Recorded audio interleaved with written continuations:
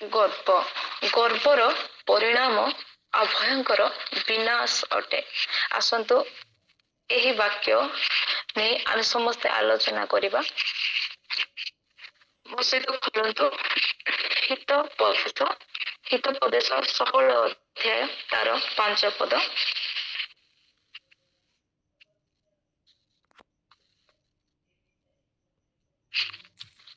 ମନରେ ଗର୍ବୀ ପ୍ରତ୍ୟେକ ଲୋକ ସଦା ପ୍ରଭୁଙ୍କ ଠାରେ ଘୃଣିତ। ଦେଖନ୍ତୁ, ଜ୍ଞାନୀ ସଲୋମନଙ୍କ ଦ୍ୱାରା ରଚିତ ହିତୋପଦେଶ ମନରେ ଗର୍ବୀ ପ୍ରତ୍ୟେକ ଲୋକ ସଦା ପ୍ରଭୁଙ୍କ ଠାରେ ଘୃଣିତ। ଏହାର ଅର୍ଥ ଆମମାନଙ୍କର ମନରେ, ଆମମାନଙ୍କର ଚିନ୍ତାଧାରାରେ, ଆମମାନଙ୍କର ଭାବନାରେ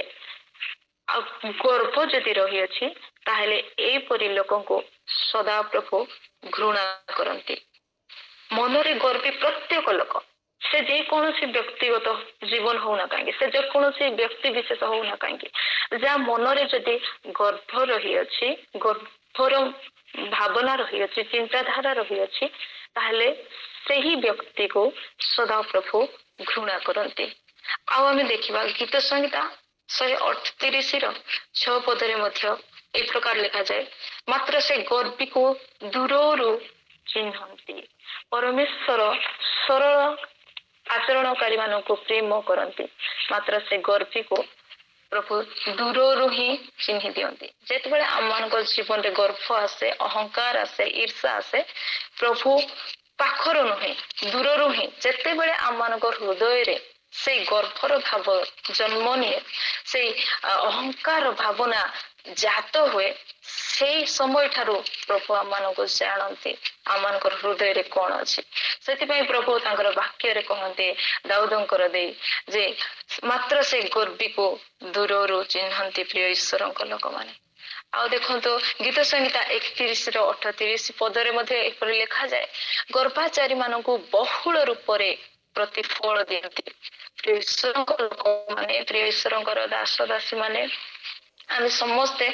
ଜାଣୁ ଆଉ ପ୍ରଭୁଙ୍କର ବାକ୍ୟ ଆମେ ସମସ୍ତେ ଶୁଣିଛୁ। ଆଉ ମୁଁ କିଛି ନୂଆ କରିକି କହୁନାହିଁ, କିନ୍ତୁ ପରମେଶ୍ୱର କହନ୍ତି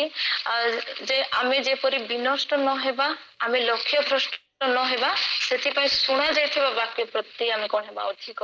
ମନୋଯୋଗୀ ହେବା ଆବଶ୍ୟକ ଅଟେ। କାରଣ ପରମେଶ୍ୱରଙ୍କ ବାକ୍ୟ ଆମମାନଙ୍କୁ ପରିଷ୍କାର କରିଥାଏ। ପ୍ରିୟ ଈଶ୍ୱରଙ୍କ ଲୋକମାନେ, ତ ଗର୍ଭାଚାରୀ ମାନଙ୍କୁ, ଯେଉଁମାନଙ୍କର ଆଚରଣରେ ଗର୍ବ ରହିଅଛି, ଗର୍ଭର ଆଚରଣ ରହିଛି, ଏହି ପ୍ରକାର ଲୋକମାନଙ୍କୁ ସଦାପ୍ରଭୁ ବହୁଳ ରୂପ ମାନେ ବହୁତ ପରିମାଣରେ କଣ କରିବେ, ସେ ଗର୍ଭର ଆଚରଣର ପ୍ରତିଫଳ ଦେବେ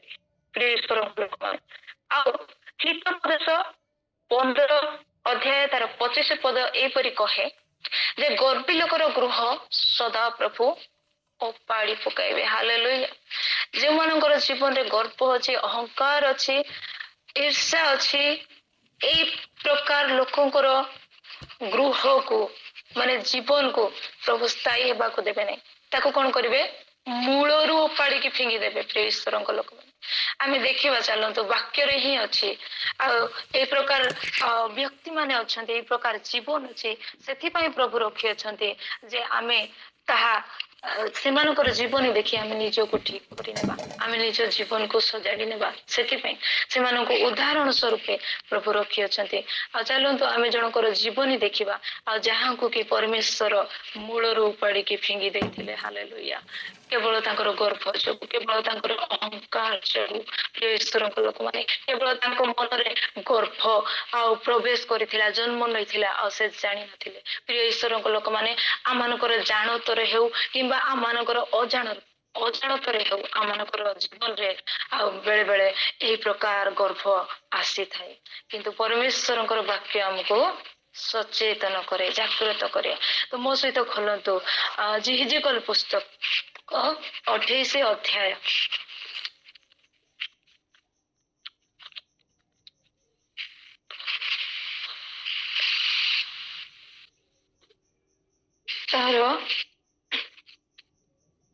ତାର 12 ପଦରୁ ଟିକେ ପଢିବାରେ ସାହାଯ୍ୟ କରିବେ। ଜିହିଜିକଲ 28 ଅଧ୍ୟାୟ ତାର 12 ପଦରୁ।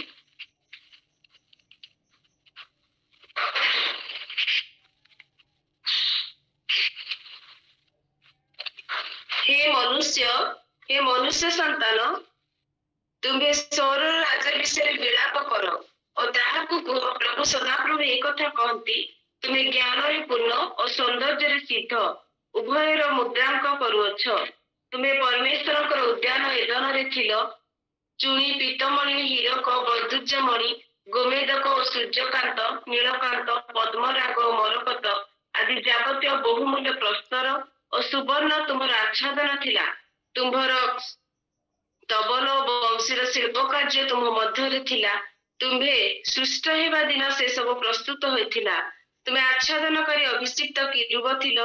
पुणी आम्भे तुमको स्थापन कलु तहे तुम्हें परमेश्वर पवित्र पर्वत उपर थिल तुम्हें अग्निमय प्रस्तर सकल मध्य गमनागमन कल तुम्भ मध्य अधर्म देखा पर्यंत तुम्हें आपण सृष्टि दिन ठारू आपण आचरण रे सिद्ध थिल तुम वाणिज्यर बाहुल्य से माने तुम आभ्यंतर दौरात्म परिपूर्ण कले आउ तुम्हें पाप करियछ एथिपाई आबे असुचि वस्तु तुल्य तुमको परमेश्वर पर्वत रु पकाई देयछु आउ हे आच्छादनकारी किरूब अग्निमय प्रस्तर सकल मध्य आबे तुमको विनाश करियछु तुमर सौंदर्य हेतु तुमर चित्त गर्वित होइछि तुम्हें आपण शोभा सकाश निज ज्ञान भ्रष्ट करियछ आबे तुमको भूमि रे निक्षेप करियछु। धन्यवाद सत्यके थाओ बहुत बहुत धन्यवाद भौणी। देखो आम समस्ते जानू लुसिफर विषय लुसिफर जड़े प्रभुंर महान रचना गोटे श्रेष्ठ सृष्टि श्रेष्ठ रचना प्रभुंर प्रभु जहाँ को कि प्रभु निजे सृष्टि करथिले निजे तैयारी करथिले आ बहुत ज्ञान रे बहुत शक्ति रे आ बहुत तेजस्वी करथिले आ से लुसिफर को जीवन विषय रे लिखा जाए आ जे भविष्य वक्ता द्वारा आम जानी पारजो एठारे स्थान पाई अछि तांको विषय रे आज विषय रे मध्य आम अछि आगो को आम देखिबा जे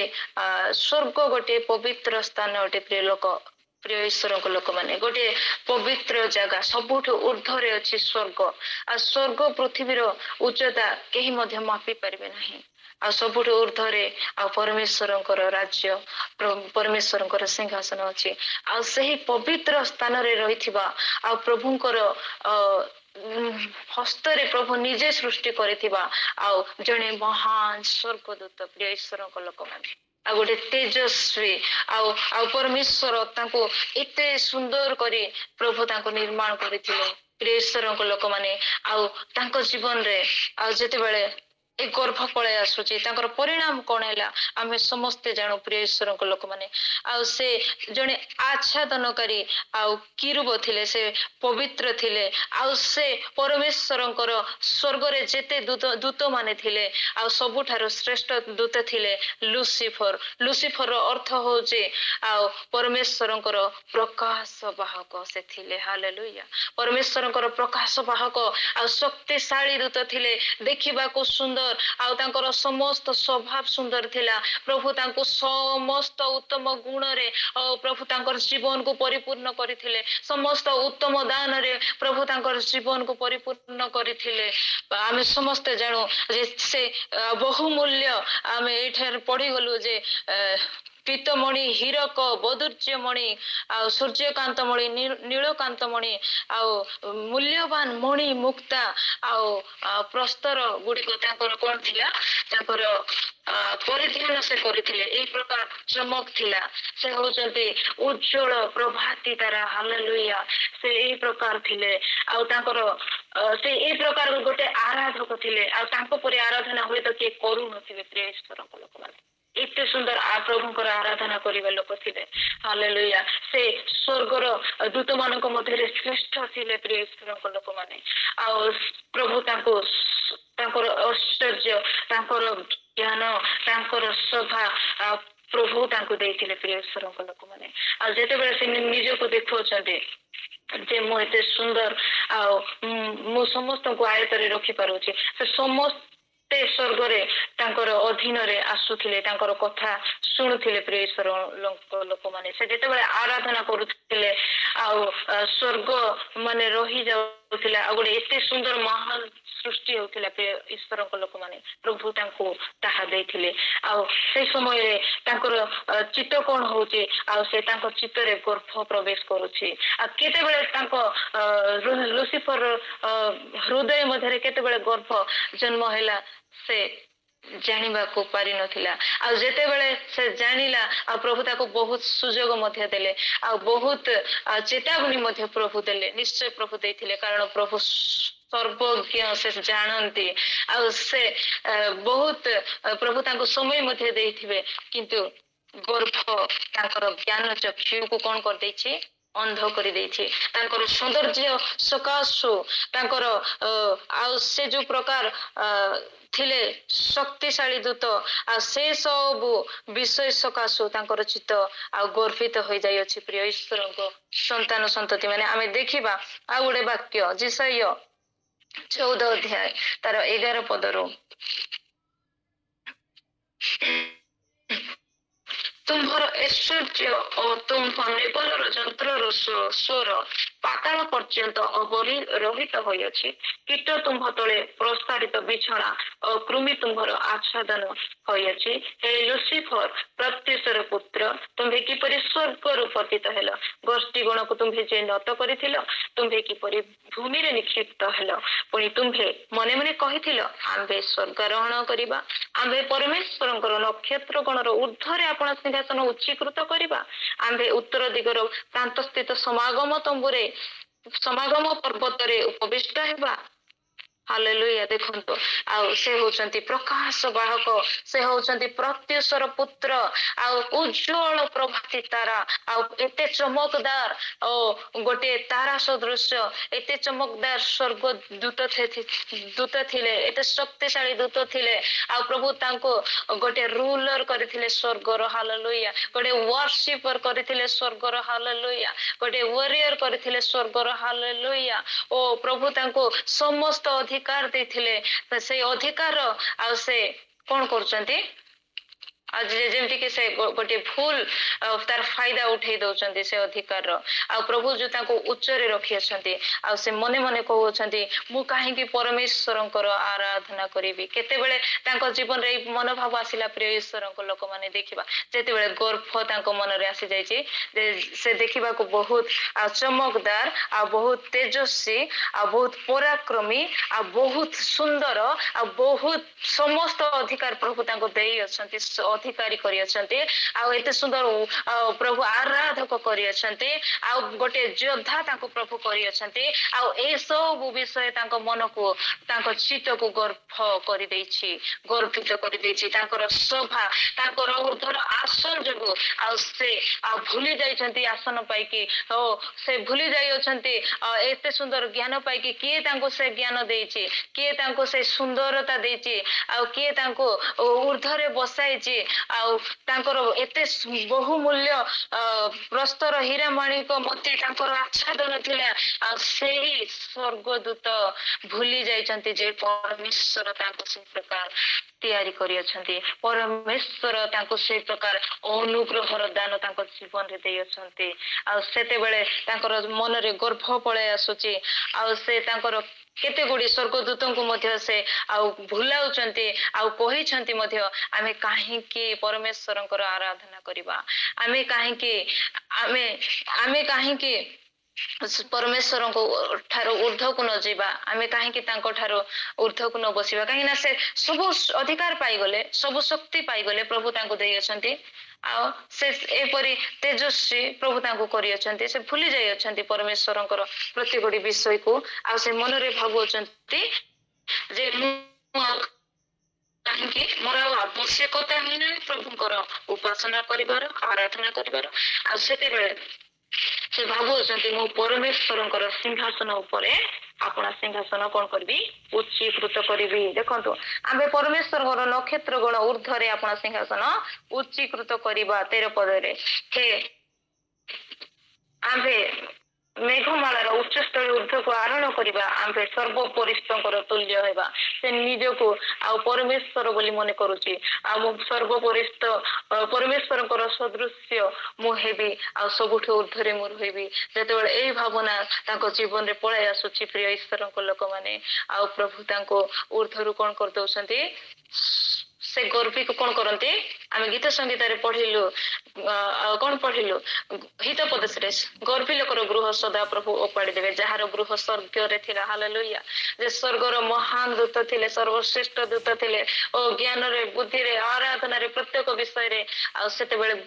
प्रभु तांकर गर्भाचरण जोगु तांको मूलरु एते उच्च उद्ध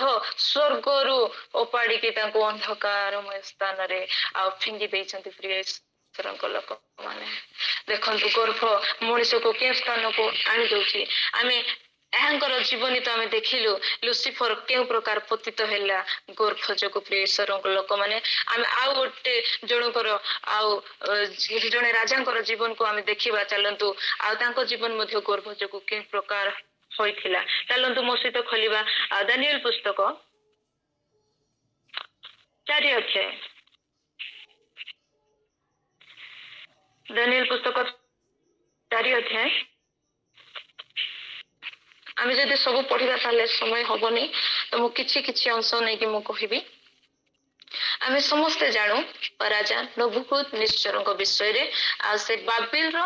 जने महान आ विशाल बलशाली पराक्रमशाली सम्राट थिले आमे समस्त जानू प्रिय ईश्वरଙ୍କ लोक माने आ से समय रे आ राजा दुईटी स्वप्न देखी आ दुईटी स्वप्न मो वर्णना करिबिनी मो गोटे स्वप्न द्वितीय स्वप्न विषय रे ही कहबी आज जेते बेले राजा गोटे स्वप्न देखिले राजा नबुकदनेस्सर जेते बेले सोइथिले से गोटे स्वप्न देखिले आ से स्वप्न रे से कोन देखिले ना आमे जदि पढ़िबा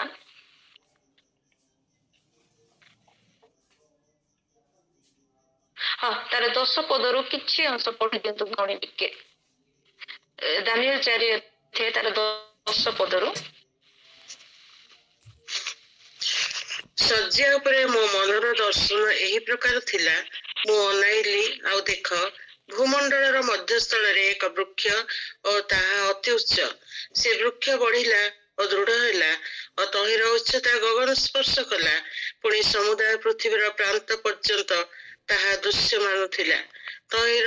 पत्र मान सुंदर और तहिर फल अनेक थिला आउ तहिरे समस्तଙ୍କ ପାଇଁ खाद्य थिला क्षेत्रस्थ पशुगण तहिर तले छाया पाइले और आकाशस्थ पक्षीगण तहिर शाखा मानरे वास कले और समस्त प्राणी तहिरु खाद्य पाइले मो सज्जा उपरे मो मनर दर्शन क्रमे देखिली आउ देख एक प्रहरी और पवित्र पुरुष स्वर्गर ओह्लाई आसिले से उच्च स्वर करी एही कथा कहिले एही वृक्षरु छेदन कर और तहिर शाखा सब काटी पकाओ तहिर पत्र सब झाड़ी पकाओ और फल सब बिंची दियो तहिर तळु पशु माने तहिर डालरू पक्षी माने पळाई जांतु तथापि भूमि रे ताहार मूल गंडिकी लौह और पितलमय बेड़ी रे बांधी क्षेत्रस्थ कमल तृण मध्य रे रख और ताहार आकाशर काकर रे किंतु आउ पशु मानक संगे पृथ्वीर तृण रे ताहार अंश हेउ ताहार मानव आमेन धन्यवाद भौणी आ जेते बेले राजा नबुकदनेस्सर गोटे स्वप्न देखुछन्ते प्रिय ईश्वरଙ୍କ ଲୋକମାନେ आ सेते बेले गोटे विशाल वृक्ष से देखुछन्ते बहुत बड़ विशाल वृक्ष ताहा पूरा आकाश को छुउछि पूरा गगन स्पर्शी एते बड़ वृक्ष आ सुंदर पत्र रे परिपूर्ण फल रे परिपूर्ण आ से वृक्ष तळे समस्त आश्रय नै अछन्ते आ से वृक्ष तले वृक्ष रे ही समस्त कौन रही खाद्य रही आकाशर पक्षी माने सेठारे आसी रहुअछन्ति वन्य पशु माने तले आसिकी आश्रय नेउछन्ति प्रिय ईश्वरଙ୍କ लोक माने आ एते सुंदर वृक्ष ताहा माने कटा जीवार ही नथिला कहिले चले कारण ताहा समस्तଙ୍କର आश्रय स्थान थिला से वृक्ष ऊपर समस्ते आश्रा नैथिले से वृक्ष ऊपर समस्ते निर्भर करुथिले आ सेठिरे समस्तଙ୍କ ପାଇଁ खाद्य थिला बासगृह थिला से वृक्ष आ एते बड़ विशाल वृक्ष प्रिय ईश्वरଙ୍କ लोक माने आ जेते बेले आ से स्वप्न रे देखुचंती आ एते सुंदर वृक्ष हेइथिले मध्य आ जणे स्वर्गरु गोटे ପବିତ୍ର ପୁରୁଷଙ୍କର ଗୋଟେ ମହାଦଳ ଆସିକି କହୁଅଛନ୍ତି ଏଇ ବୃକ୍ଷକୁ କଣ କରିଦିଅ, କାଟି ଦିଅ, ତାର ପତ୍ର ସବୁ ଝାଡି ଦିଅ, ତାର ଫଳ ସବୁ ଝାଡି ଦିଅ, ଆଉ ତାକୁ ପୁରା କାଟି ଦିଅ, ତାର ଗଣ୍ଡିକୁ କଣ କରିଦିଅ, ଭୂମିରେ ପକାଇ ଦିଅ। ହାଲେଲୁୟା। ଆଉ ଏତେବେଳେ ସେ ସ୍ୱପ୍ନର ଅର୍ଥ କରିବା ପାଇଁ କାହା ପାଖରେ ମଧ୍ୟ ଜ୍ଞାନ ନାହିଁ। ଆଉ ରାଜା ନବୁକଦନେସର ଯୋଉ କି ବାବିଲର ରାଜା, ଆଉ ସେ ବାବିଲରେ ଥିବା ଆଉ ଯେତେ ମନ୍ତ୍ରବେତା, ଗଣକ, ଶୁଭାଶୁଭବାଦୀ ମାନଙ୍କୁ ଆଉ ବିଦ୍ୱାନ ପଣ୍ଡିତ ମାନଙ୍କୁ ସେ ସ୍ୱପ୍ନର ଅର୍ଥ ଜଣାଇବା ପାଇଁ ଡାକିଲେ, କିନ୍ତୁ ତାଙ୍କର ସ୍ୱପ୍ନର ଅର୍ଥ କେହି ମଧ୍ୟ କହିପାରିନଥିଲେ। କିନ୍ତୁ ଜଣେ ଥିଲେ ଯିଏ କି ବେଲଟେଶାସ୍ତର ଆଉ ଦାନିଏଲ। ହାଲେଲୁୟା। ଦାନିଏଲ ଆଉ ଦାନିଏଲଙ୍କର ମଧ୍ୟରେ ଦେବଗଣର ଆତ୍ମା ଥିଲେ, ଓ ହାଲେଲୁୟା, ପବିତ୍ର ଆତ୍ମା ଥିଲେ। ଆଉ ସେ ଦାନିଏଲ ଆଉ ଆସିଅଛନ୍ତି ଯେତେବେଳେ ରାଜାଙ୍କ ସମ୍ମୁଖରେ, ଆଉ କେହି ତ ସ୍ୱପ୍ନର ଉତ୍ତର କହିପାରିଲେ ନାହିଁ, କାରଣ ଦାନିଏଲଙ୍କର ଠାରେ ପବିତ୍ର ଆତ୍ମା ଥିଲେ। ଆଉ ସେଥିପାଇଁ ଆମେ ସମସ୍ତେ ଜାଣିଛୁ ଦାନିଏଲଙ୍କ ବିଷୟରେ, ଆଉ ସେ କେଉଁ ପ୍ରକାର ଥିଲେ ଦାନିଏଲ। ହାଲେଲୁୟା। ସେ ଗୋଟେ ଯୋଦ୍ଧା ଥିଲେ, ଆଉ ସେ ଗୋଟେ ସ୍ୱପ୍ନର ଯେତେ ବଡ କଠିନ ଅର୍ଥ ହଉନା କାହିଁକି ପବିତ୍ର ଆତ୍ମା ସହଜରେ ତାଙ୍କୁ ଆଉ କହିବାର ସାହାଯ୍ୟ କରୁଥିଲେ। ଆଉ ସେତେବେଳେ ଦାନିଏଲ ଆସିଲେ ରାଜାଙ୍କ ସମ୍ମୁଖରେ, ଆଉ ରାଜା ଯେତେବେଳେ ଦାନିଏଲକୁ କହୁଛନ୍ତି ତାଙ୍କ ସ୍ୱପ୍ନ ବିଷୟରେ, ହାଲେଲୁୟା, ସେତେବେଳେ ଦାନିଏଲ ତାଙ୍କର ସ୍ୱପ୍ନ ଶୁଣିକି ସେ ଚକିତ ହେଇଯାଉଛନ୍ତି, ଆଉ ସେ ଆଶ୍ଚର୍ଯ୍ୟ ହେଇଯାଉଛନ୍ତି ତାଙ୍କର ସ୍ୱପ୍ନ ବିଷୟ ଶୁଣିକି। ଆମେ ଯଦି 19 ପଦରୁ ଯଦି ଆମେ ଦେଖିବା, ତାହେଲେ ତହିଁରେ ବେଲଟେଶାସ୍ତର ନାମକ ଦାନିଏଲ କ୍ଷଣକାଳ ଚମତ୍କୃତ ହୋଇ ରହିଗଲେ, ଓ ତାଙ୍କର ଭାବନା ତାଙ୍କୁ ଆଉ ବ୍ୟାକୁଳିତ କରିଦଉଛି ଦାନିଏଲଙ୍କୁ। ରାଜା ଉତ୍ତର କରି କହିଲା, ହେ ବେଲଟେଶାସ୍ତର, ସେଇ ସ୍ୱପ୍ନ ବା ତହିଁର ଅର୍ଥ ତୁମ୍ଭକୁ ବ୍ୟାକୁଳିତ ନ କରୁ। ଆଉ ତହିଁର ଉତ୍ତର କରି କହିଲେ, ହେ ମୋହର ପ୍ରଭୁ, ଯେଉଁମାନେ ଆପଣଙ୍କୁ ଘୃଣା କରନ୍ତି ସେମାନଙ୍କ ପ୍ରତି ସେ ସ୍ୱପ୍ନ ଅର୍ଥ ଘଟୁ ବୋଲିକି ସେ କହୁଛନ୍ତି। ଆଉ ସେ କହୁଛନ୍ତି, ଆପଣ ଯୋଉ ବୃକ୍ଷ ଦେଖିଲେ, ଆଉ ଯୋଉ ବୃକ୍ଷ କି ଆକାଶକୁ ଛୁଉଁଛି, ତାହା ହଉଛନ୍ତି ଆପଣ ବୋଲିକି ସେ କହୁଅଛନ୍ତି। ହାଲେଲୁୟା। ସେ ରାଜାଙ୍କୁ କହୁଛନ୍ତି, ଆଉ ଆପଣ ହଉଛନ୍ତି ସେଇ ବିଶାଳ ବୃକ୍ଷ ବୋଲିକି କହୁଅଛନ୍ତି। ଆଉ ସେଥିର ଆଉ ଫଳ, ସେଥିର ପତ୍ର ସବୁ ଝାଡିବାର ଅର୍ଥ ହଉଛି ତାଙ୍କର ସମଗ୍ର ରାଜ୍ୟର ବିନାଶ। କାହିଁକି ଏଇ ପ୍ରକାର ହେଲା ଦେଖନ୍ତୁ, ଆମେ ଯଦି ଦାନିଏଲ ସେଇ ଯୋଉ ଚାରି ପର୍ବର ଆମେ 28 ଯଦି ଟିକେ ପଢିବା ଦେଖନ୍ତୁ, ତାହେଲେ ଆମେ ସେଠାରେ ଜାଣିପାରିବା ରାଜା ନବୁକଦନେସର ପ୍ରତି ଏସବୁ ଘଟିଲା 12 ମାସର ଶେଷରେ ସେ ବାବିଲର ରାଜପ୍ରସାଦରେ ବୁଲୁଥିଲା। ରାଜା ଏହି କଥା କହିଲା, ମୁଁ ଆପଣା ବଳର ପ୍ରଭାବରେ ଓ ଆପଣା ପ୍ରତାପର ମହିମା ନିମନ୍ତେ ରାଜଧାନୀ କରିବା ପାଇଁ ଯାହା ନିର୍ମାଣ କରିଅଛି, ଏହା କି ସେଇ ମହତୀ ବାବିଲ ନୁହେଁ? ଯେତେବେଳେ ଆଉ ସେ ସ୍ୱପ୍ନ ତ ଦେଖି ସାରିଥିଲେ, ତାର ଅର୍ଥ ତ ତାଙ୍କୁ କୁହାଯାଇ ସାରିଥିଲା। ଆଉ ଯେତେବେଳେ ସେ 12 ମାସର ଶେଷରେ, ଅର୍ଥାତ୍ ବର୍ଷର ଶେଷ ମାସରେ ସେ ଯେତେବେଳେ ରାଜପ୍ରସାଦର ଛାତ ଉପରେ ବୁଲୁଥିଲେ ରାଜା ନବୁକଦନେସର, ଆଉ ସେ ମନରେ ତାଙ୍କର କଣ ଭାବନା ଆସିଛି, ମୁଁ ଆପଣା ବଳର 30 ପଦରେ, 4ର 30 ପଦରେ, ମୁଁ ଆପଣା ବଳର ପ୍ରଭାବରେ ଓ ଆପଣା ପ୍ରତାପର ମହିମା ନିମନ୍ତେ ରାଜଧାନୀ କରିଅଛି, ନିର୍ମାଣ କରିବା ପାଇଁ ନିର୍ମାଣ କରିଅଛି, ଏଇ କି ସେଇ ମହତୀ ବାବିଲ ନୁହେଁ? ସେ କହୁଛନ୍ତି ଏଇ ଯୋଉ ବାବିଲ, ଏଇ ଯୋଉ ରାଜ୍ୟ ଏତେ ସୁନ୍ଦର, ପ୍ରଭାବଶାଳୀ, ବଳଶାଳୀ, ଆଉ ଏତେ ବଡ ବିରାଟ ରାଜଧାନୀ, ଏଇଟା କଣ ମୋର ମହିମାରେ ହୋଇନାହିଁ? ଏଇଟା କଣ ମୋର ପ୍ରତାପରେ ହୋଇନାହିଁ? ଏହା କଣ ମୋର ଜ୍ଞାନରେ ମୁଁ ସ୍ଥିର କରିନାହିଁ? ତାଙ୍କ ମନରେ ଏଇ ଭାବନା ଯେତେବେଳେ ଆସିଲା, ଆଉ ସେତେବେଳେ ଦେଖନ୍ତୁ, ପୁଣି ତୁମ୍ଭେ ମନୁଷ୍ୟ ମାନଙ୍କ ମଧ୍ୟରେ ଦୂରୀକୃତ ହେବ ନା, ସରି 31 ପଦ, ରାଜାର ମୁଖରେ ଏହି କଥା ଥାଉ ଥାଉ ଏ ସ୍ୱର୍ଗୀୟ ବାଣୀ ହେଲା, ହେ ରାଜା ନବୁକଦନେସର, ତୁମ୍ଭକୁ ଏଇ କଥା କୁହାଯାଉଅଛି, ତୁମ୍ଭ ଠାରୁ ରାଜ୍ୟ ଗଲା। ଦେଖନ୍ତୁ ପ୍ରିୟ ଈଶ୍ୱରଙ୍କ ଲୋକମାନେ, ସେ ଗର୍ବିକୁ ଦୂରରୁ ଚିହ୍ନନ୍ତି। ଆମେ ଆଗରୁ ଯୋଉ ବାକ୍ୟ ଆମେ ପଢିଥିଲୁ, ଆଉ ଯେତେବେଳେ ତାଙ୍କ ମନରେ ଏହି ଭାବନା ଜାତ ଆସୁଛି, ଯେତେବେଳେ ସେ ରାଜପ୍ରସାଦର ଉପରେ ଚଢି ଦେଖୁଛନ୍ତି ଏତେ ବଡ ବିଶାଳ ରାଜଧାନୀ, ଏତେ ବଡ ରାଜ୍ୟ, ଏତେ ବଡ ସାମ୍ରାଜ୍ୟ, ଏହା ମୋର ବଳରେ ମୁଁ ତିଆରି କରିଅଛି, ଏହା ମୋର ଜ୍ଞାନରେ ମୁଁ ତିଆରି କରିଅଛି, ଏହା ମୋର ପରାକ୍ରମରେ ହୋଇଅଛି, ଏହା କି ସେଇ ବାବିଲ ନୁହେଁ ଯାହାକି ମୋର ଜ୍ଞାନ ବୁଦ୍ଧି ବଳରେ, ମୋର ଶକ୍ତିରେ ହୋଇଅଛି। ଏଇ ପ୍ରକାର ଭାବନା ଯେତେବେଳେ ଆସୁଛି, ଆଉ ସ୍ୱର୍ଗରୁ ଗୋଟିଏ ବାଣୀ ହଉଛି, ହେ ରାଜା ନବୁକଦନେସର, ତୁମ ଠାରୁ ରାଜ୍ୟ ଗଲା ପ୍ରିୟ ଈଶ୍ୱରଙ୍କ ଲୋକମାନେ ଆଉ ଯୋଉ ସ୍ୱପ୍ନ କି ଆଉ ସେ ଦେଖିଥିଲେ ଏତେ ବଡ ବିଶାଳ ବୃକ୍ଷ ଆଉ ପରମେଶ୍ୱର ତାଙ୍କର ଗର୍ଭ ଯୋଗୁରୁ ତାଙ୍କର ଗର୍ଭର ମନ ଯୋଗୁରୁ ପ୍ରିୟ ଈଶ୍ୱରଙ୍କ ଲୋକମାନେ ଆମେ କେବେ ମଧ୍ୟ ଭୁଲି ଯିବା ନାହିଁ ଯେ ଆମ ଜୀବନରେ ଯଦି ଆମେ ଆଜି ବଡ ପଦବୀ ପାଇଛୁ ତାହେଲେ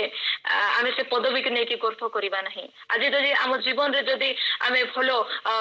ଗୋଟେ ଭଲ ଚାକିରି କରୁଛୁ ତାହେଲେ ସେ ଚାକିରିକି ନେଇକି ଆମେ ଆମ ଜୀବନରେ ଗର୍ବ ନ ଆସୁ ପ୍ରିୟ ଈଶ୍ୱରଙ୍କ ଲୋକମାନେ। ଆଜି ଯଦି ଆମେ ଭଲ ପ୍ରଭୁଙ୍କର ଆଉ ଦାସ ଦାସୀ ଅଭିଷିକ୍ତ ଦାସ ଦାସୀ ଅଟୁ ପ୍ରଭୁଙ୍କର ଆରାଧନା କରୁଛୁ ପ୍ରଭୁଙ୍କର ଜୀବନ୍ତ ବାକ୍ୟ କହୁଛୁ ସେଇ ବିଷୟ ନେଇ ମଧ୍ୟ ଆମ ଜୀବନରେ ଗର୍ବ ନ ଆସୁ ଯେ ମୁଁ ଭଲ କହୁଛି ପ୍ରିୟ ଈଶ୍ୱରଙ୍କ ଲୋକମାନେ। କାରଣ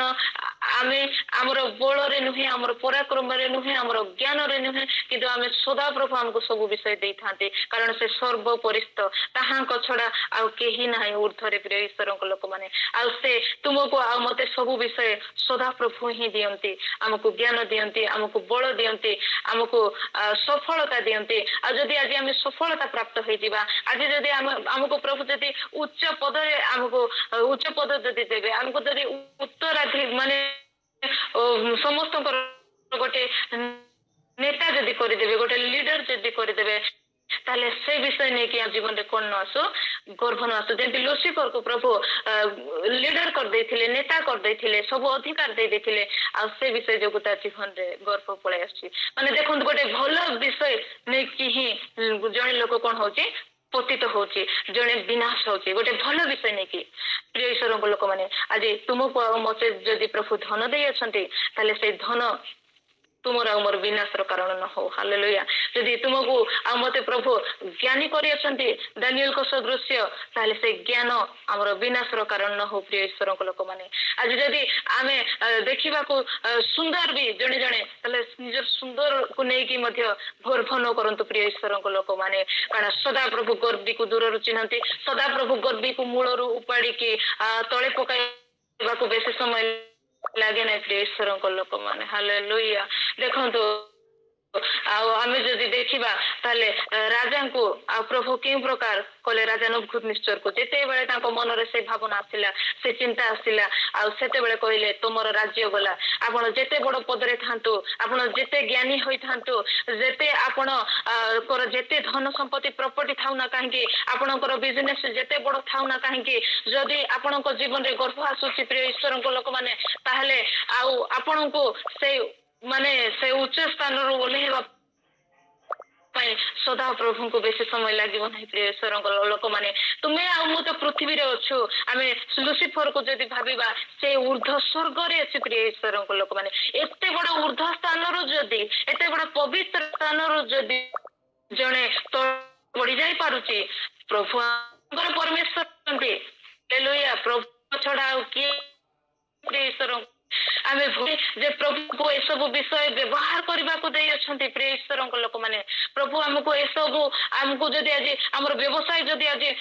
ବହୁତ ବଡ ଅଟେ ତାହେଲେ ପ୍ରଭୁ ଆମକୁ ତାହା ଅନୁଗ୍ରହ କରି ଦେଇଅଛନ୍ତି। ଆଉ ଯଦି ଆମେ ଭଲ ୱାର୍ସିପର ତାହେଲେ ପ୍ରଭୁଙ୍କର ମହିମା କରିବା ତାହା ଈଶ୍ୱରଙ୍କର ଦାନ ଅଟେ। ହାଲେଲୁୟା। ଆଜି ଜଣେ ଜଣେ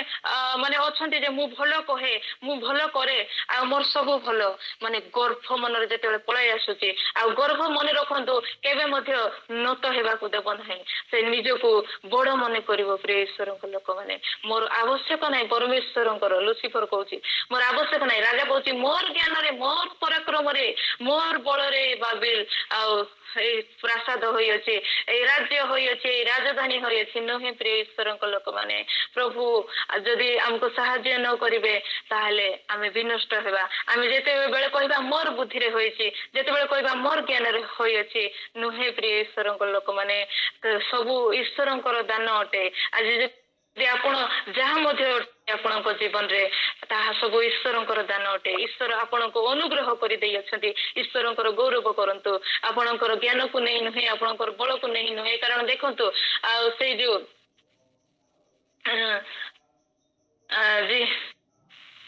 ଜେରେମିୟା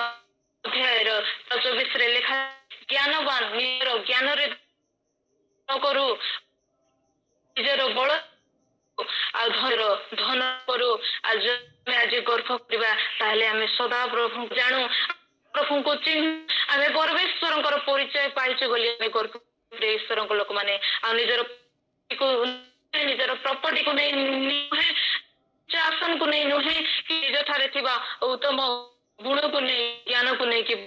आमे करबा नहीं जदि गर्भ आसुची ताले बिना सेवा को बहुत समय लागिबो नहीं प्रभु ऊर्ध्वरु जदि लुसिफर को पकाई दे पारले जदि 7 काल पर्यंत 7 वर्ष जाए राजा नबुकदनेस्सर मानसिकता हराई बसिले पागल हो गले से आ प्रभु तांको एथि पय छाडिले नहीं तांको ही प्रभु छाडी देले कारण से 7 वर्ष जाक से वन्य पशु मानक सहित रहिले जंगल रे रहिले प्रिय ईश्वर को लोक माने आ से जेते बेले जानि पारिले जे परमेश्वर सर्वपरित आ से गर्भ को नत करंती गर्भ को खर्ब करंती आ सेते बेले से भावना जेते बेले आसिला आ सेते बेले प्रभु पुनर्वा तांको राज्य देले प्रिय ईश्वर लोक मैंने किंतु शैतान अनुताप करि पारले नहीं से बहुत गर्वी हो गलार प्रभु ताको अंधकार रे पकाई देले आज तुमको मते राजा नबुकदनेस्सर परी समय मिली अछि आ जदि आम मन रे से प्रकार भावना अछि से प्रकार चिंताधारा अछि ताले ए वाक्य द्वारा प्रभु समस्त को परिष्कृत करंतु आ प्रभु समस्त को सहाय्य करंतु प्रभु ए वाक्य दे समस्त को आशीर्वाद करंतु क्षमा करिवे बोधे समय टिके अधिका नै गली क्षमा चाहूची